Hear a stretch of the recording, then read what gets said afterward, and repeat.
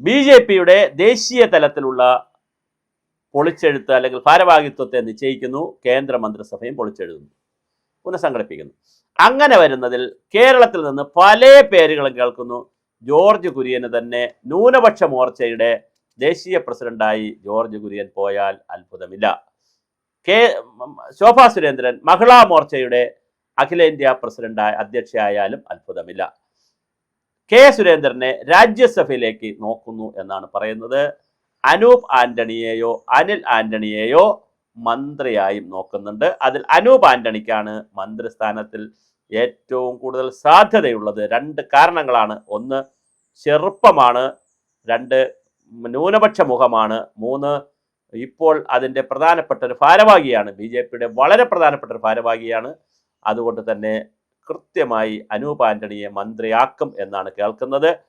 വേറൊരു പ്രധാനപ്പെട്ട കാര്യം, 60 വയസ്സ് കഴിയുന്നവരെ രാഷ്ട്രീയത്തിൽ ഇനി പ്രധാനപ്പെട്ട കീ പോസ്റ്റുകൾ കൊടുക്കണ്ട എന്നൊരു തീരുമാനവും കേന്ദ്രത്തിൽ നിന്ന് വരുന്നു. അപ്പോൾ അങ്ങനെ ഒരുപാട് തീരുമാനങ്ങൾ വരുന്ന കൂട്ടത്തിൽ സുരേന്ദ്രനെ കൃത്യമായി രാജ്യസഭയിലേക്ക് കൊണ്ടുപോവുക എന്ന് പറയുന്നു. പക്ഷെ മന്ത്രിയാകാനുള്ള സാധ്യത കാണുന്നില്ല.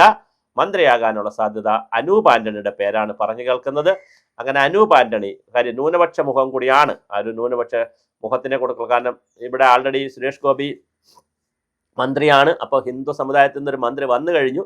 അതുകൊണ്ട് മുസ്ലിം സമുദായത്തിൽ നിന്നോ അത് അബ്ദുള്ള കുട്ടിക്കോ അല്ലെങ്കിൽ ക്രിസ്ത്യൻ സമുദായത്തിൽ നിന്നോ ഒരു മന്ത്രിയായിരിക്കും കൊടുക്കുക. അത് കൂടുതൽ സാധ്യത ക്രിസ്ത്യൻ സമുദായത്തിൽ നിന്ന് കൊടുക്കാനാണ്.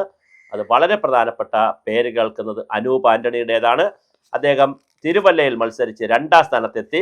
മാത്രമല്ല പ്രധാനമന്ത്രിയുടെ ഗുഡ് ബുക്കിൽ കയറിപ്പറ്റുകയും ചെയ്തു എന്നുള്ളത് വളരെ പ്രധാനപ്പെട്ട കാര്യമാണ്. എൻ്റെ റൈറ്റ് ഹാൻഡാണ് അനൂപ് ആന്റണി എന്നാണ് അവിടെ വച്ചിട്ട് ഈ സമ്മേളനത്തിൽ വന്നപ്പോൾ, തെരഞ്ഞെടുപ്പ് റാലിയിൽ വന്നപ്പോൾ മോദി പറഞ്ഞത്. അതുണ്ടാക്കിയ എഫക്റ്റ് ചെറുതല്ല അനൂപ് ആന്റണിയുടെ ജീവിതത്തിൽ. അതുകൊണ്ട് അനൂപ് ആന്റണി മന്ത്രിയാകാനുള്ള സാധ്യത വളരെ കൂടുതലാണ്.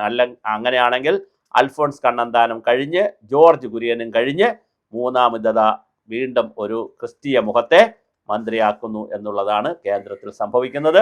നമുക്ക് കാത്തിരുന്ന് കാണാം. സുരേന്ദ്രൻ രാജ്യസഭയിലേക്ക് പോകും എന്നുള്ളതും, പിന്നെ പത്മജ വേണുഗോപാലിനെയും ഒരു കീ പോസ്റ്റിലേക്ക് ആലോചിക്കുന്നു. അവരെ ഇനി ദേശീയ ജനറൽ സെക്രട്ടറിയോ ദേശീയ സെക്രട്ടറിയൊക്കെ ആക്കുമോ എന്നറിയില്ല.